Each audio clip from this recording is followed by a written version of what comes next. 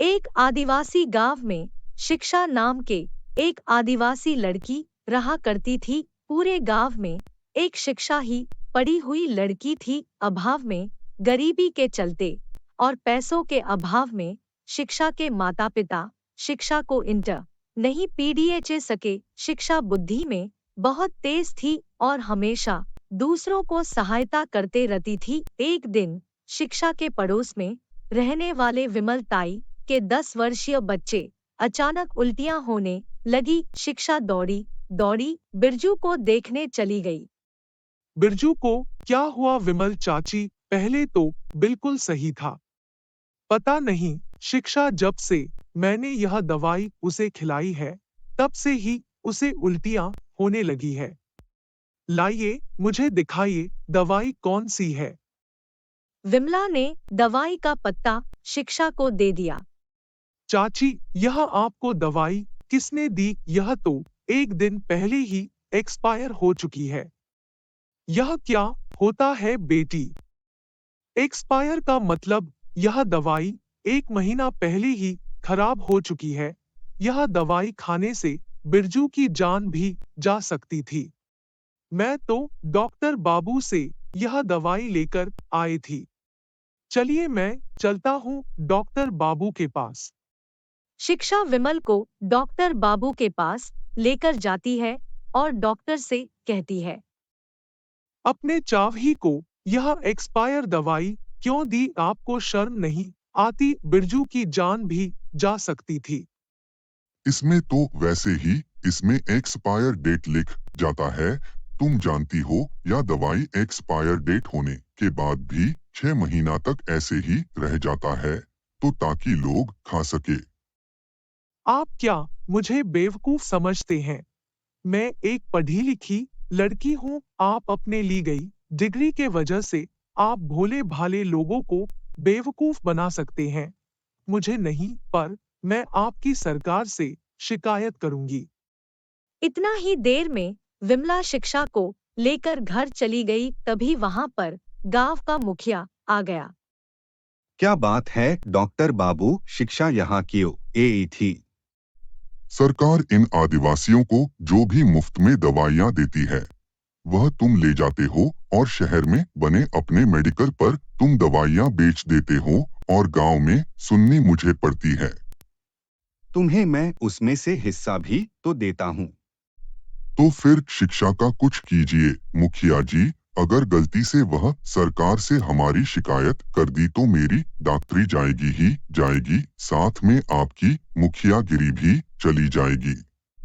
चिंता मत करो डॉक्टर साहब, शिक्षा का शिक्षागिरी तुरंत हल कर दूंगा। मैं भी उससे बहुत परेशान हूँ। यह लड़की जरा सा पढ़ लिख कर काया आ गई, खुद को ही या अपने गांव का प्रधान समझ लिया।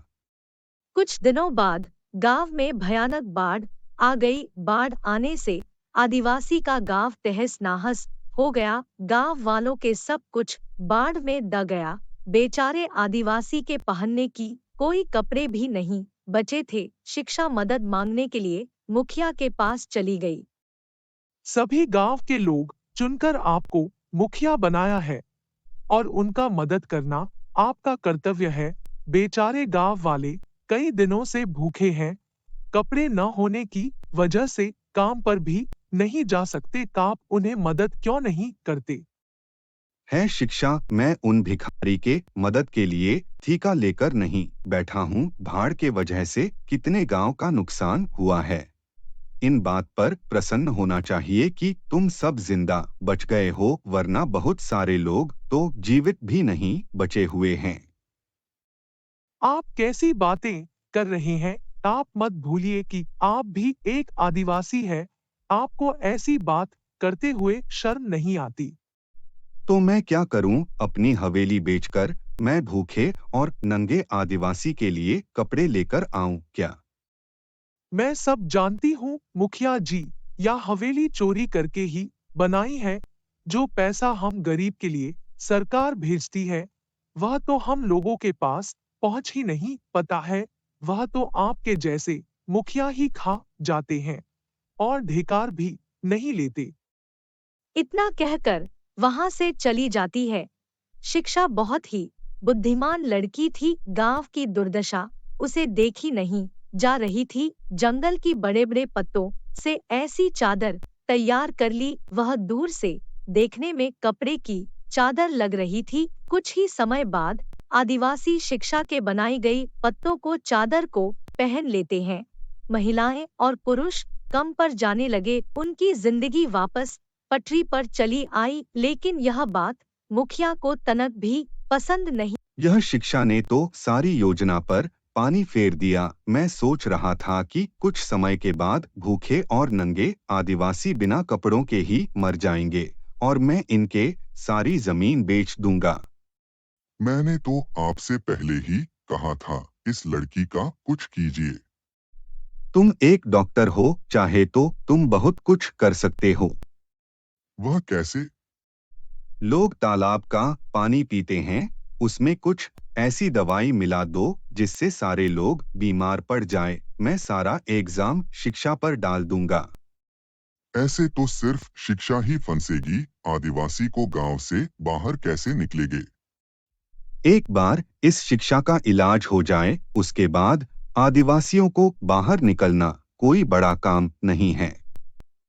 अचानक मुखिया के आंखों में धूर्तता चमक आई। उसने गांव के तालाब में कुछ उसमें दवाइयां मिला दी जिससे पूरे गांव में खुजली फैल गई। जब भी कोई इलाज के लिए डॉक्टर के पास जाता है, डॉक्टर उससे यही कहता, जो पत्तों की चादर शिक्षा ने बनाई थी, यह सब उसी के वजह से हो रहा है।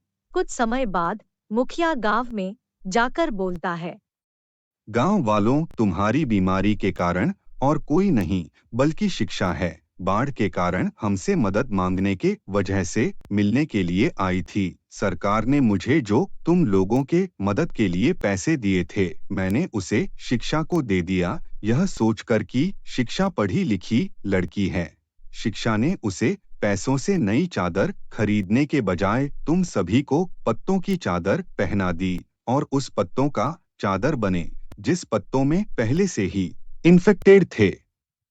भोले भाले आदिवासी उसे मुखिया के बातों में आ गए और सभी लोग शिक्षा को दोषी समझने लगे। सभी आदिवासी शिक्षा के घर में घुस गया। तभी गांव का मुखिया बोला, मैं पुलिस को यहाँ बुला लिया है, इसके खिलाफ गवाही पुलिस को दे देना कि सारी जिंदगी वह जेल में काटे।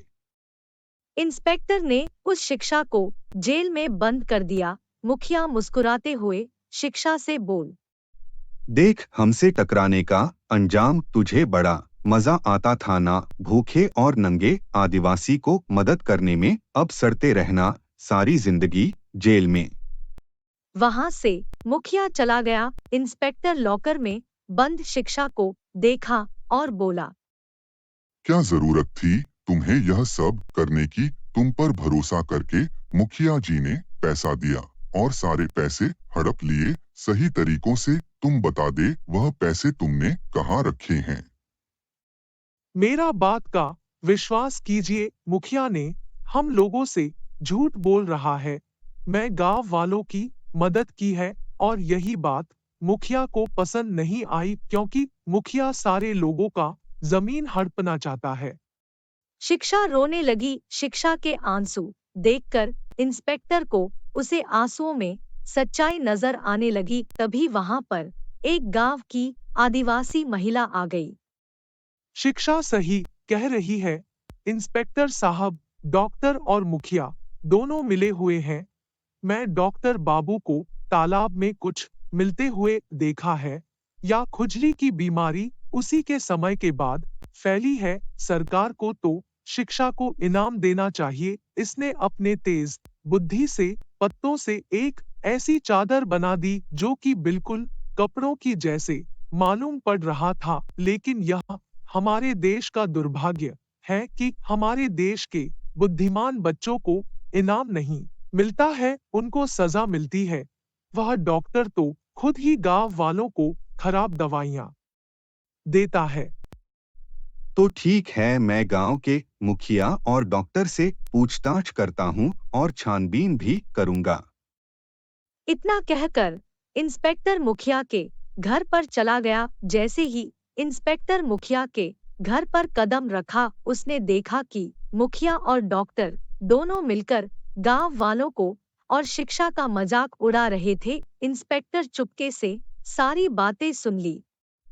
आखिर मुखिया जी, तुम्हारे पास कितनी अच्छी दिमाग से शिक्षा को फंसा दिया। बेचारी शिक्षा गांव वालों की मदद की और गांव वालों ने उसी के खिलाफ गवाही दे दी।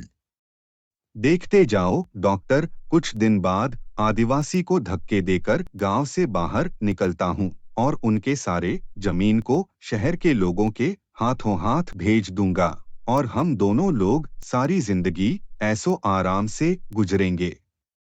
तभी इंस्पेक्टर को गुस्से से उनके पास सामने आकर खड़ा हो गया। इंस्पेक्टर कदम मुखिया और डॉक्टर को गिरफ्तार कर लिया। इंस्पेक्टर कदम ने प्रेस कॉन्फ्रेंस बुलाकर डॉक्टर और मुखिया का करतूत सारे देश वाले को बताइए और शिक्षा के बुद्धिमानी से बनाई हुई पत्तों की चादर का तारीफ सारे देश के सामने किया। कुछ ही समय में शिक्षा की बनाई हुई चादर पूरे देश में प्रसिद्ध हो गया।